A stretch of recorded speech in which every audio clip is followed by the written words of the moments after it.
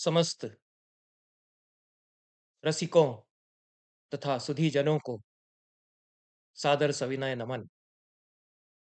19वीं और 20वीं शताब्दियों में संस्कृत जगत में बहुसंख्य ऐसी सारस्वत विभूतियों का प्रादुर्भाव हुआ जिनके बारे में जिनके जिनमें से प्रत्येक के बारे में यह कहा जा सकता है कि न भूतो न भविष्यति। ऐसे लोग, ऐसे व्यक्ति न पहले हुए थे न आगे होंगे। तारानाथ तर्क वाचस्पति 100 से अधिक ग्रंथ जिन्होंने लिख डाले और वाचस्पत्यम विशाल काय आकार में बारीक प्रिंट में 6 खंडों में ऐसा अद्भुत विश्वकोश संस्कृत में बनाया। अकेले उसका निर्माण किया, अकेले उसको छापा, अकेले उसके प्रूफ देखे। तद व्यतिरिक्त अद्भुत अनेक कार्य जिन्होंने किए, पंडित दामोदर सातवलेकर पारडी जैसे छोटे से गांव में रह करके छोटे से प्रिंटिंग प्रेस से स्वरचित 400 से अधिक पुस्तकें स्वयं लिखी, छापी, उनके प्रूफ देखे, जिनमें कई मोटी मोटी पुस्तकें हैं। ऋग्वेद 4 खंडों में मूल शुद्ध पाठ के साथ स्वयं का भाष्य, जो आज भी देखना पड़ता है हमको, वैसा दूसरा भाष्य हिंदी में ऋग्वेद का नहीं है, उसी का मराठी में, गुजराती में वहीं से छपवाना, महाभारत पूरा और स्वयं की अपनी मौलिक अनेक पुस्तकें, संपादन, 400 से अधिक ग्रंथ स्वयं अकेले जिन्होंने लिखे और छापे, प्रूफ देखे। अब अकल्पनीय लगता है कि कोई व्यक्ति अपने जीवन काल में, जिसने कि स्वतंत्रता संग्राम में भी अनेक वर्ष दिए हैं, कारागार में भी जो रहा, वह इतना काम भी सारस्वत साधना में करेगा। ऐसी ही एक विभूति हमारे समय की आचार्य रेवा प्रसाद द्विवेदी हैं। हमारा यह सौभाग्य है कि आचार्य रेवा प्रसाद द्विवेदी को हमने चलते फिरते इस धरती पर देखा, उनका सानिध्य प्राप्त किया, उनसे कुछ सीखने समझने का अवसर भी मिला और कुछ दिन काव्य शास्त्र भी उनसे पढ़ा। इस नाते आचार्य रेवा प्रसाद द्विवेदी पर मैं चर्चा कुछ उनकी रचनाओं से जो मेरा परिचय है उसके आधार पर, कुछ उनके व्यक्ति से जो मेरा परिचय है उसके आधार पर इस चैनल पर कुछ वक्तव्यों में करूंगा। आचार्य रेवा प्रसाद द्विवेदी का जन्म मध्य प्रदेश के पास होशंगाबाद जिले में भोपाल के निकट नर्मदा तट पर नादनेर ग्राम में हुआ। 1935 में उनका जन्म हुआ।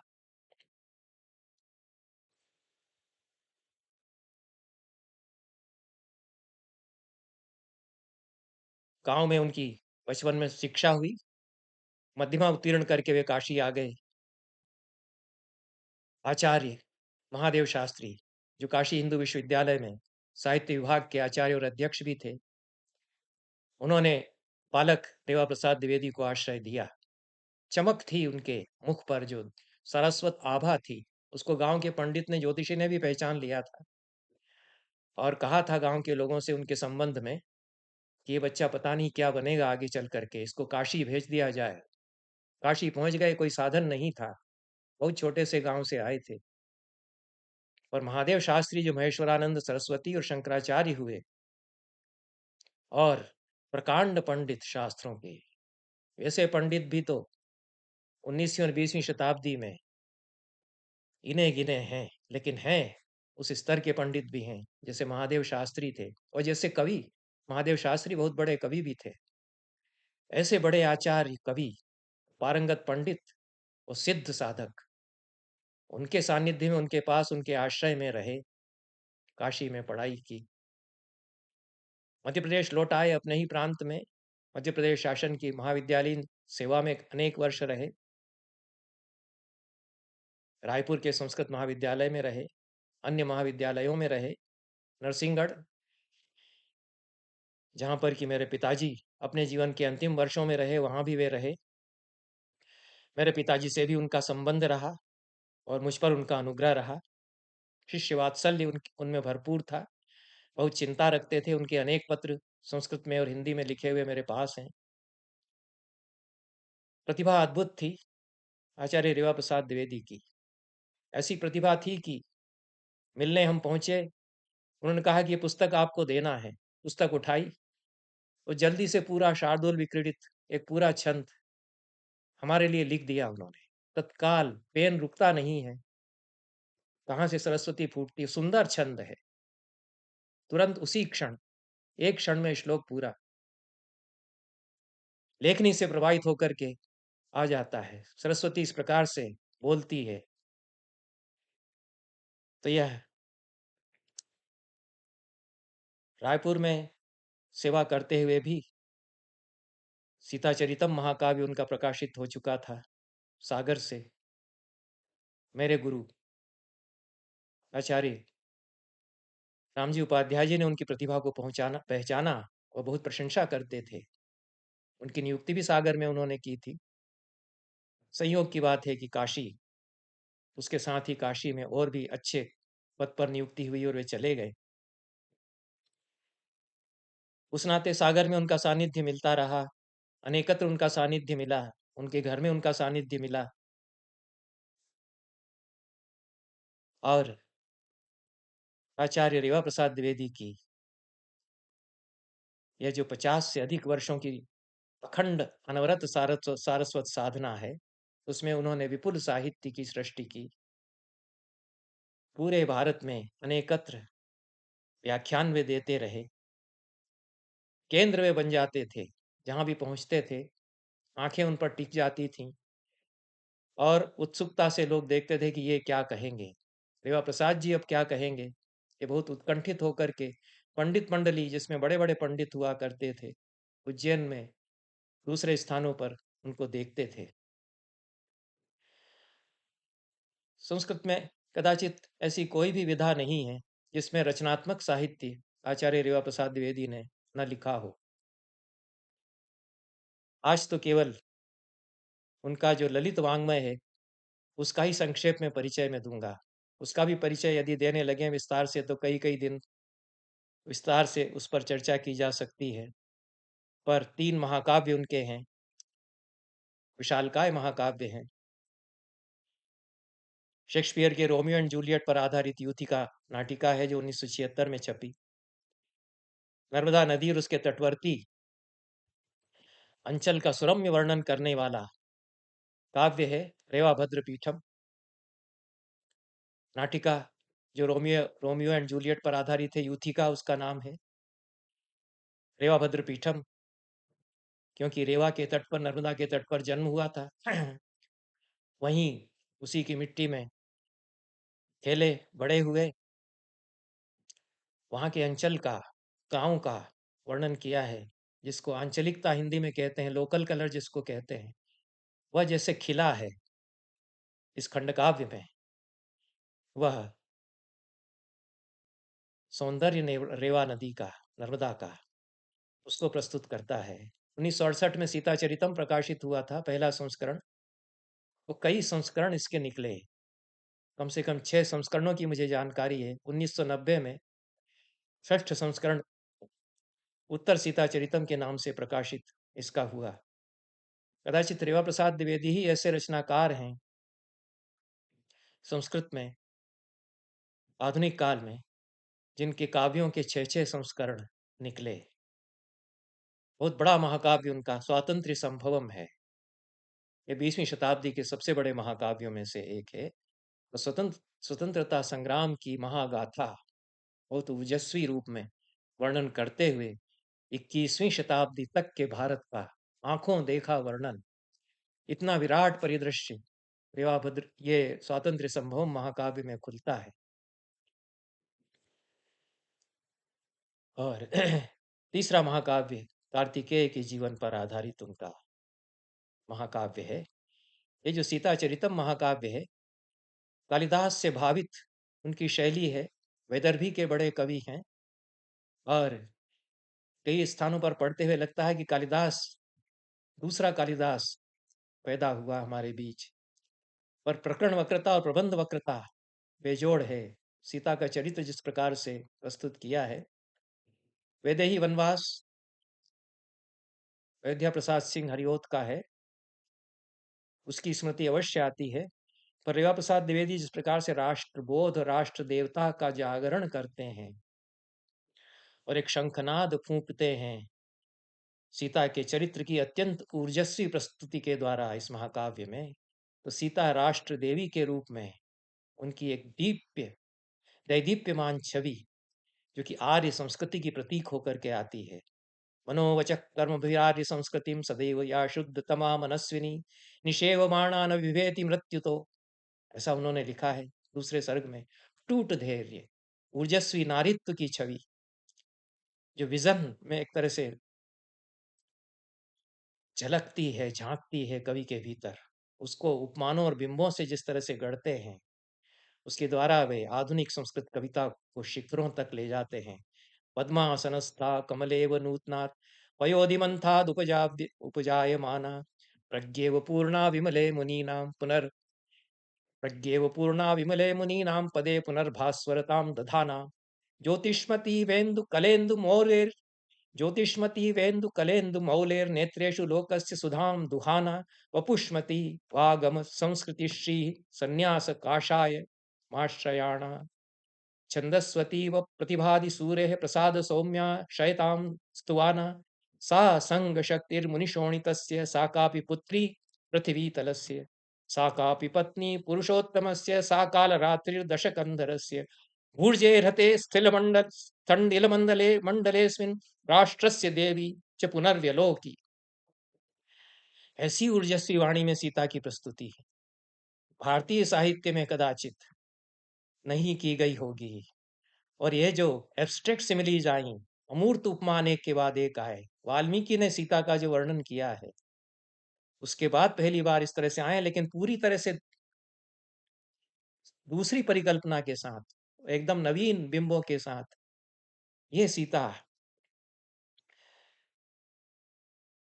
पद्मासनस्थ कमला के समान, मुनियों की पूर्ण परिपूर्ण प्रज्ञा के समान भास्वर होकर के प्रकट हुई, ज्योतिषमती इंदु कला के समान लोक लोक के नयनों में सुधा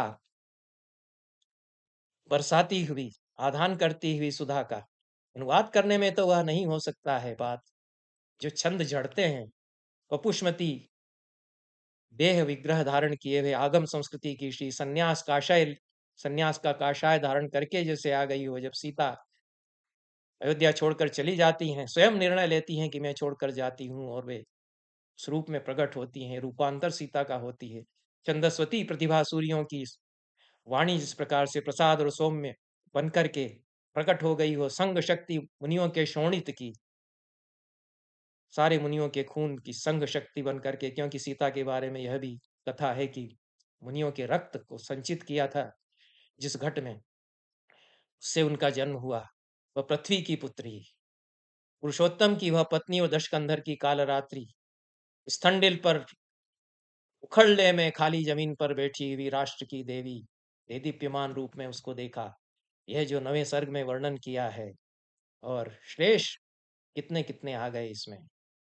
पद्मासनस्था कहा है, पद्मा या लक्ष्मी जिस प्रकार से अत्यंत कठिनाई से समुद्र का मंथन करने पर मिली थी, उसी प्रकार सीता भी तपस और साधना से प्राप्त हुई है। ये जो प्राकट्य सीता का है, प्रज्ञा से उसको उपमित किया है, उसकी पूर्णता और भास्वरता को व्यंजित करने के लिए ज्योतिषमती इंदु कला, उससे उपमा दी है। नई नवीन व्याख्याएं ये जो उपमान और बिंब लाते हैं, का सा संग शक्तिर मुनि शोणितस्य इत्यादि के द्वारा लोक कल्याण के लिए सीता राज प्रासाद छोड़ने का संकल्प यहाँ करती हैं, और राम का चरित्र भी भिन्न रूप में प्रस्तुत होता है। राम प्रचंड रोष से भर उठते हैं सीता के संबंध में, जो अयोध्या की प्रजा के कुछ लोग कह रहे हैं। राम को सीता ही समझा करके शांत करती हैं कि आप क्रोध मत कीजिए। आवयोर हृदय दुग्ध सिंधोर उत्तापितोयम अनुराग नीरदः दुर्दिनेष्वपि चिराय जायताम विश्वतापहरणाय सक्षम। शब्दावली कितनी सुंदर है। हम दोनों के हृदय के क्षीर सागर से जो अनुराग का बादल छाया है, यह दुर्दिनों में इसी तरह विश्वताप का हरण करने के लिए बारिश करता रहे। दुर्दिन शब्द का प्रयोग, या तो प्रसाद जानते थे कि दुर्दिन का क्या मतलब है, और संस्कृत का कवि तो जानेगा ही, ये दुर्दिन बुरा दिन ही नहीं होता है। जड़ोंदा जिस दिन होता है उसको दुर्दिन कहते हैं संस्कृत में। तो अनुराग का नीरद झड़ोंदा, जो कई कई दिनों तक बादल छंटते नहीं है घटाटो, ऐसा तान दे हृदय के दुग्ध सागर से उपजा हुआ, और ये बरसता रहे दुर्दिनों में। यह जो कथा की परिकल्पना है, और दुर्दिन में श्लेष हो जाता है जो देश के लिए बुरे दिन है, और ये जो निरंतर मेघ आच्छन्न रहने वाला दिन है, इस प्रकार से अनुराग का बादल है जो कि हृदय के दुग्ध सिंधु से निकला है।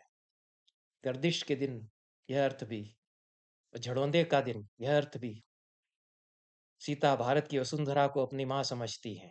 यह जो अर्थ है, यह नवीन सार्थकता प्राप्त कर लेता है इस महाकाव्य में कि धरती की बेटी हैं तो राष्ट्र देवी वे बनती है, क्योंकि धरती को अपनी मां समझती हैं। हिम गुरु श्रृंगतः पयोधेर गहन तमावट गव्वराणी यावत निखिलमपि निजार्य भूमि वक्षो निज मृदु तल्प ममस्त भूषयाना।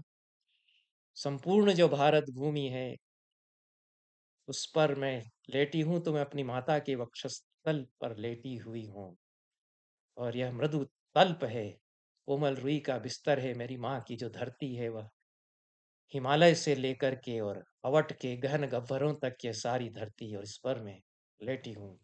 यह सीता बोध करती हैं, एक प्रतीक बन जाती हैं सीता।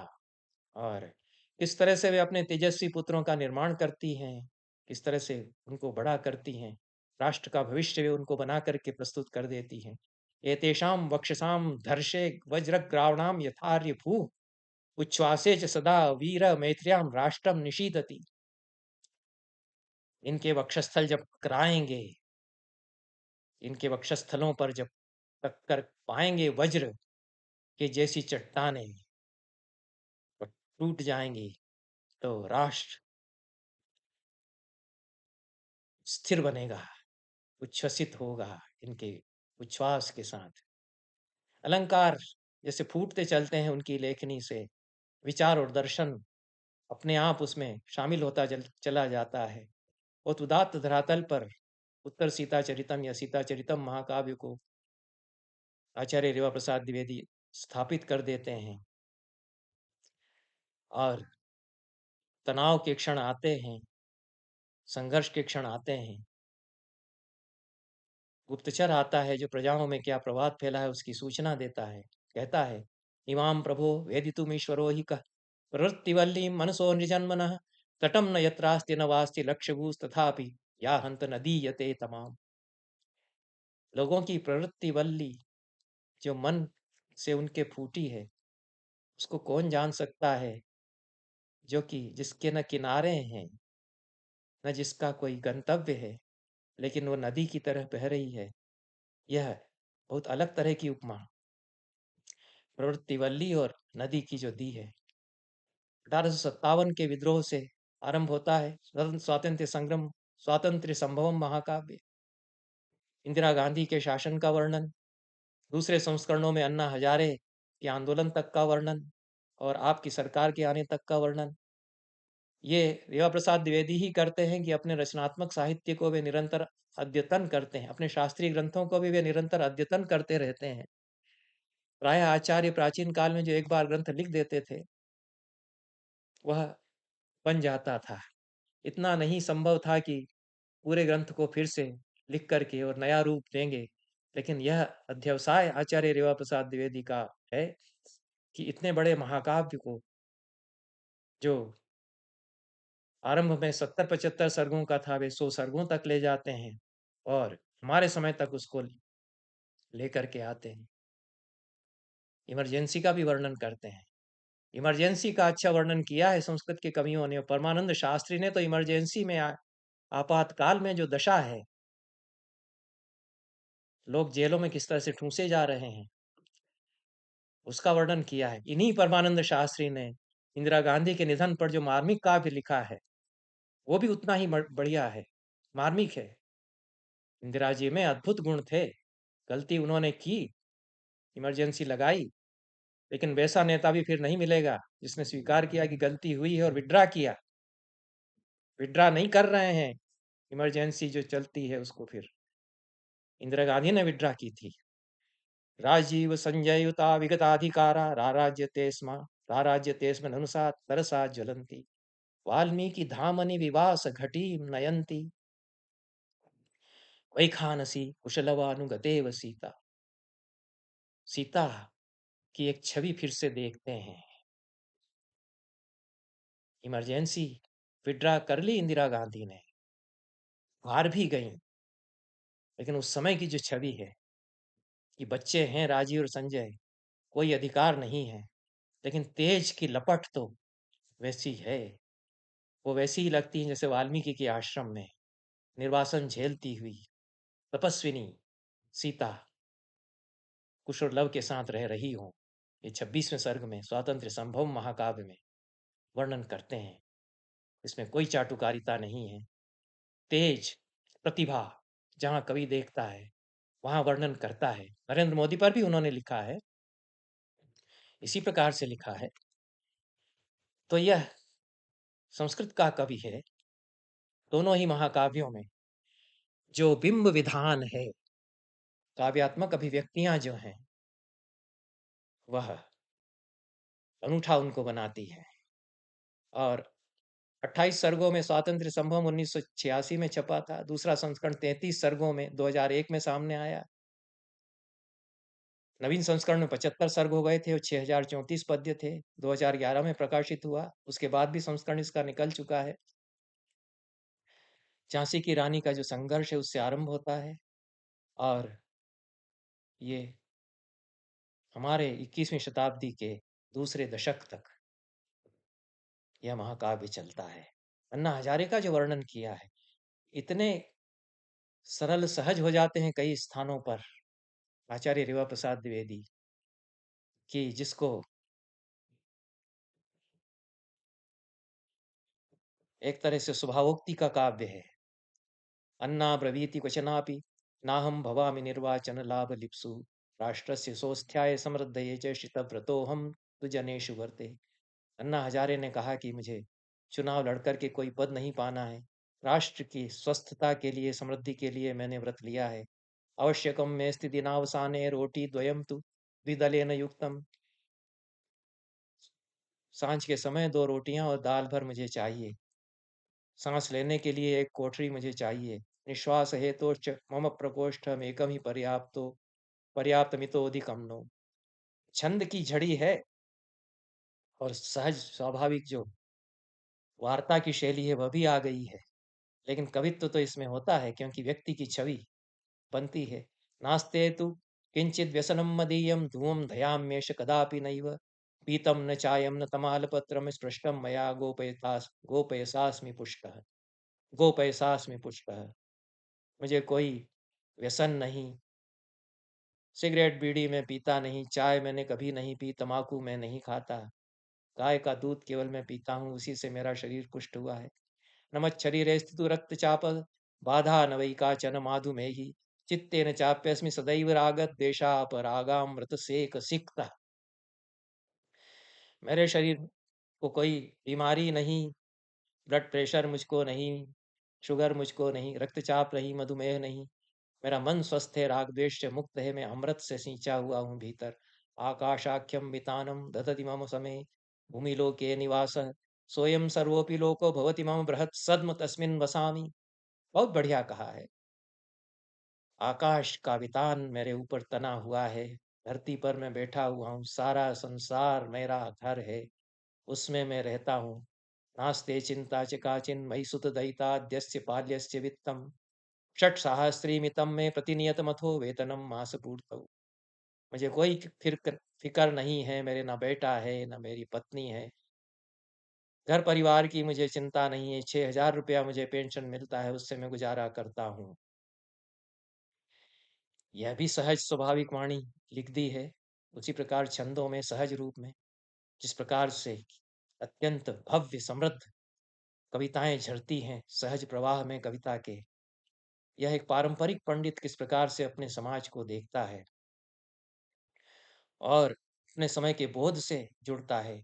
यो ब्राह्मण खलु स यो ब्राह्मण स खलु शूद्रति यश्च शूद्रः स ब्राह्मणं नयन रेणुकणं विभाव्य न्यक्कार गर्त परिपातन न्यक्कार गर्त परिपातन क्रम भावं न बाढ़ं निषीदति बाढ़ं निनीशति शृणोति न तस्य वादम् यो वै कुलाधिपतयः कुलपाश्च मूर्ध्नि ये वै कुलाधिपतयः कुलपाश्च मूर्ध्नि न्यस्तं करं विविधमन्त्रिण आत्मनस्ते निर्भीति योग्य जनमाशु विलंघ्य हेतु कस्मादपि प्रियजनम च निवेशयन्ते। कुलपति विश्वविद्यालयों के कैसे हो गए हैं, मंत्री क्या क्या षड्यंत्र कर रहे हैं, जनता को धोखा दे रहे हैं, चुनाव में क्या हेराफेरी हो रही है।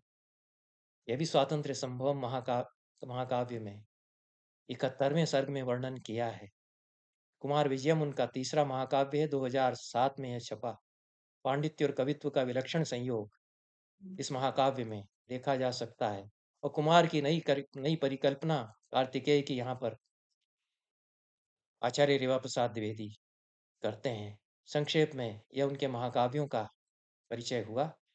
अनेक खंडकाव्य, लघु काव्य, मुक्तक आचार्य द्विवेदी ने लिखे और स्तोत्र काव्य भी उन्होंने लिखे। मातृभक्ति की अपूर्व अभिव्यक्ति उनकी अनेक कविताओं में है। कुछ कविताएं उनकी मैंने जो छापी हुआ कदाचित अन्यत्र नहीं मिलती हैं। चोटशी मैंने संग्रह संपादित किया था साहित्य अकादमी के लिए, उसमें यह कविता देखी जा सकती है। प्रतीक्षा शीर्षक से 1964 में प्रकाशित हुई थी यह। संस्कृत प्रतिभा पत्रिका में लंबी कविता उनकी प्रकाशित हुई थी। इस तरह के उनके कई खंडकाव्य हैं जो अभी भी पुस्तकाकार कदाचित नहीं आ पाए हैं। शतपत्रम 1987 में पुस्तकाकार छपा, प्रमदा 1988 में छपा, रेवा भद्रपीठम 1988 में छपा। ये लघु काव्य हैं पर प्रत्येक शतक काव्य बन जाता है। प्रमथा तो 9 स्फुट काव्यों का संग्रह है जिसको कि परमाणु युगीन नवकाव्य कहा है। रेवा भद्रपीठम की मैंने चर्चा की ही है। 150 पद्य इसमें हैं और जिस प्रकार से ग्राम जीवन का चित्रण किया है वह देखते ही बनता है। शकटारम इनका अनोखा काव्य है कि नेल्सन मंडेला जब छूटे जेल से, यह उस समय लिखा गया था और जो नंदों का मंत्री था शकटार, जिसको कि नंद ने जेल में बंद करके रखा कई वर्ष तक, उसके एक एक करके बेटे पत्नी मरते चले गए उसके सामने। जब वो जेल से छूटा है तो क्या उसने किया है, उसका बिंब और उसकी कथा इससे जोड़ करके प्रस्तुत करते हैं। इसको शकटार काव्य कहते हैं। एक वैश्विक उथल पुथल हमारे समय की और एक जो इतिहास की कथा, दोनों आमने सामने रेवा प्रसाद द्विवेदी इसमें रखते हैं। और ये जो रेवाभद्र पीठम है, इसमें जिन्होंने देखा है जीवन नर्मदा के आसपास के गांवों का, उनको याद आएगा। ताटंकम शवसोह सुवर्ण रचितम ग्रीवासु कंठावृता स्वर्णालंकृति रंगनासु भजते बाजट्टिका च श्रियम बाजुबंध युगान्विते भुजयुगे चूड़ा वतानान्विता पादे वृश्चिक पाय जेब भटिका गर्वाय संजागृति। गांव की महिला का चित्र खींचा है। कानों में उसके झुमके झूल रहे हैं, ताटंक हुआ कहा है उसको।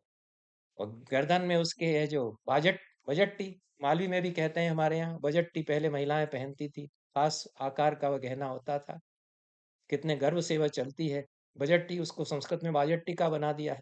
कितने ही शब्द रेवा प्रसाद द्विवेदी ने आधुनिक संस्कृत को दिए जो गांव के जीवन से उठा करके उन्होंने संस्कृताइज दिया, संस्कृतिकरण उनका कर दिया कि लोक भाषा के शब्द आ जाते हैं। बाजट्टी का या बजट्टी वे पहनती हैं और बाजूबंद दोनों भुजाओं में यहाँ पहने हुए हैं और चरणों में वृश्चिक पायजेब उसको कह दिया है। ये जो पायजेब है उसको पिछुआ और पायजेब, ये वृश्चिक पायजेब उसको कह दिया है। तो बिछुआ पहने हुए है, गर्व से चलती है जागृत महिला गांव की। यहाँ पर ये चित्र खींचते हैं, स्वभावोक्ति का भी हो जाता है। मतांतरम 2001 में छपा और मननशील कवि के स्फुट उद्गार हैं। अनेक कविताएं उनकी बहुत चिंतन और मनन, रेवरीज जो उनकी है उनको व्यक्त करती हैं। अफगानिस्तान में जो बामियान की मूर्तियों का ध्वंस हुआ, उस पर कविता है उनकी, बहुत अच्छी कविता है। और सुगतो ब्रवीति, बुद्ध क्या कह रहे हैं कि सुनो, हमारे समय को संबोधित करते हैं बुद्ध। अमेरिका 2008 में छपा, 3 लंबी कविताएं उनकी। कैसे दुनिया को देख रहे हैं, क्योंकि आचार्य रेवा प्रसाद द्विवेदी तो सारी दुनिया में घूमे, ऐसा सौभाग्य कम लोगों को मिला। एक पारंपरिक पंडित जो कि कई कई देशों में भी उसने यात्रा की, खुली आंखों से सब देशों की संस्कृति को भी देखा, और संस्कृत कविता में पूरे अपने पारंपरिक बोध के साथ आधुनिक विश्व को भी जो संबोधित करता है। प्रकृति चित्रण यहाँ का क्या अनूठा सौंदर्य है, अमेरिका का, अमेरिकी समाज का चित्रण बहुत आकर्षक और रमणीय।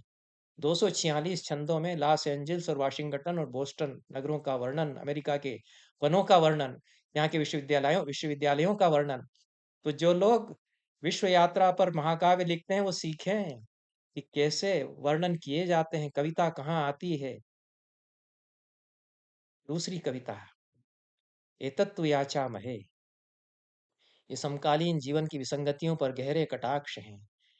तीसरी कविता इसमें, ये जो अमेरिका संग्रह है, विधेर होमो निषेधा नले, ये 11 सितंबर को 2001 11 सितंबर के दिन जो वर्ल्ड ट्रेड सेंटर पर हमला हुआ, उस पर लंबी कविता है।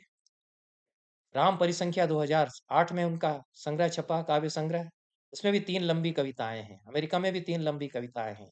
राम परिसंख्या शीर्षक कविता में ही 221 छंद हैं। बहुत गहरी दार्शनिकता और तत्वबोध है। बाबरी मस्जिद कांड की पृष्ठभूमि में यह कविता लिखी गई है। और राम का सच्चा स्वरूप क्या है, इसको अपने समय के समाज को रेवा प्रसाद द्विवेदी बताते हैं। और कितने भीतर डूब करके लिखते हैं कई बार आचार्य रेवा प्रसाद द्विवेदी। उनके भीतर का गहरा संसार वो भी उतना ही विराट है, और बाहर के विशाल जगत को भी वे वैसे ही देखते हैं। अहमस्म्यहमेव, मैं तो मैं ही हूँ, ऐसा 202 छंदों में चिंतन प्रवण कवि का आत्मावलोकन है। तीसरी कविता ऐ शकुंतले, 124 छंदों में शकुंतला का पुनः संधान वे उसमें करते हैं। इस तरह से राम परिसंख्या, इसमें भी 3 लंबी कविताएं। कुछ अनोखे काव्य लिखे अपने समय की विभूतियों पर रेवा प्रसाद द्विवेदी जी ने। हरिहरावदानम 2009 में उनका छपा, स्वामी करपात्री जी पर यह काव्य है, 261 श्लोकों में प्रशस्ति काव्य यह है।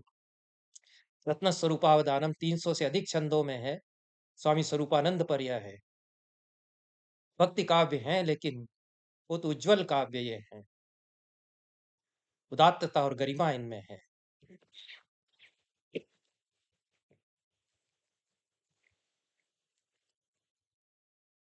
और किस तरह से लोग मिलने आते हैं स्वामी करपात्री जी से, स्वामी स्वरूपानंद से। इंदिरा गांधी मिलने गई थी तो क्या छवि उनकी खींची है, क्या साड़ी वो पहने हुए हैं, इस तरह से वर्णन किए जाते हैं। केवल प्रोजाइक उल्लेख कर देने से कि मैं यहाँ गया वहां गया मैंने वो देखा, उससे कविता नहीं बनती है।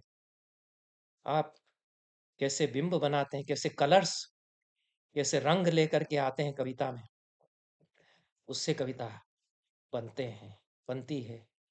2009 में श्रद्धा वाष्पम काव्य लिखा, वह महत्वपूर्ण काव्य है और किसी पुस्तक में नहीं छप करके आया, उसकी मैं कभी चर्चा करूंगा। यूथिका नाटिका, बहुत सुंदर नाटिका है, हाल ही में इसी साल अभी अभी 2 दिन पहले खेली गई है। और रेवा प्रसाद द्विवेदी जी के नाटक खेले जाएं, यह भी बड़ी हमारे समय की घटना है। जिस प्रकार से जयशंकर प्रसाद के नाटकों को देख करके रंगकर्मियों को लगता था कि कैसे खेले जाएंगे, लेकिन कारंत ने, शांता गांधी ने संभव कर दिया कि अगर खेला जाएगा तो क्या अद्भुत बनेगा। स्कंद गुप्त, चंद्रगुप्त, रंगकर्मी चाहिए उतना बड़ा जो रंगमंच खड़ा उसके आधार पर करे। जितना ही बड़ा नाटककार होता है उतनी बड़ी चुनौती रंगकर्मी को देता है। इसलिए मूर्ख हैं जो कहते हैं कि कालिदास के नाटक रंगमंच पर खेलना मुश्किल है और नहीं खेले जा सकते, जयशंकर प्रसाद के नाटक रंगमंच के लिए नहीं खेले जा सकते। तो खेलने के लिए लिखे हैं, उनके भीतर रंगमंच था, उसकी परिकल्पना को समझिए तो रंगमंच आप खड़ा कीजिए। आप में कुवत होनी चाहिए कि आप खड़ा कर सकें। प्रसाद तो तैयार थे कि आप जो कुछ करना है हेरा फेरी कीजिए और मुझे खेल करके बताइए, बताइए कि और क्या करना है मुझे इन नाटकों में। ये प्रसाद कहते आए थे चंद्रगुप्त को, उन्होंने उससे फिर रिराइट भी किया। रेवा प्रसाद द्विवेदी के नाटक हैं, बहुत बड़े कवि और बड़े पंडित के नाटक हैं। रंगकर्मियों के लिए चुनौती तो वे देते हैं, लेकिन वैसे नाटक दूसरे फिर नहीं मिलेंगे, इसलिए खेले जा रहे हैं, यह भी बड़ी बात है। 3 जीवनियाँ सरल गद्य में देवा प्रसाद द्विवेदी जी ने लिखी। कितने सरल, प्रासादिक, प्रांजल हो जाते हैं कहीं, वो कितने गहरे हो जाते हैं, कितनी समृद्ध, संपन्न, प्रौढ़ भाषा में चले जाते हैं। तो सब में सहज हैं। वैसी ही समृद्ध परिष्कृत पदावली भी वैसे ही फूटती है, और सहज अत्यंत सरल बोलचाल की भाषा भी वैसे ही फूटती है। संस्कृत में जिन्होंने उनको बोलते हुए सुना है, चकित हो जाते हैं कि कोई आदमी संस्कृत में ऐसे बोलता है जिसने कि वो शिविर अटेंड नहीं किए हैं, उसके मुँह से संस्कृत वैसे फूटती है। और वो संस्कृत बनावटी संस्कृत नहीं है, वो तो वेद काल से चली आ रही, जो कालिदास के समय में से चली आ रही, जो हमारे काशी के पंडितों की संस्कृत है, वो अत्यंत सरल, रम्य बनकर के निकलती है उनके मुख से। 2 ही लोगों के मुख से वैसी संस्कृत सुनने को मिलती थी, आचार्य रेवा प्रसाद द्विवेदी और फिर रामकरण शर्मा। ये दोनों बोलते थे तो ऐसे, संस्कृत में जब बोलते थे तो ऐसा लगता था कि सहज रूप में देवी सरस्वती व्यक्त हो रही हैं।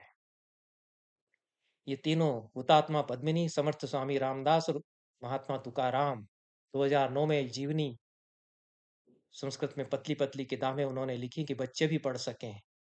ऐसा रेंज आचार्य रेवा प्रसाद द्विवेदी का है कि किशोर पाठक भी पढ़ें, ऐसी भी किताबें उन्होंने लिखी। महान पंडित भी चकरा जाएँ, ऐसा भी उन्होंने लिखा। बुद्धि का विलास अनेकत्र उनके काव्यों में, कल्पनाओं की बहुत ऊँचाइयाँ भी उनके काव्यों में, उत्प्रेक्षाओं की झड़ियाँ भी उनके काव्यों में। यह विराट काव्य संसार उनका, नाटक, महाकाव्य, खंडकाव्य, विपुल सृष्टि उन्होंने की।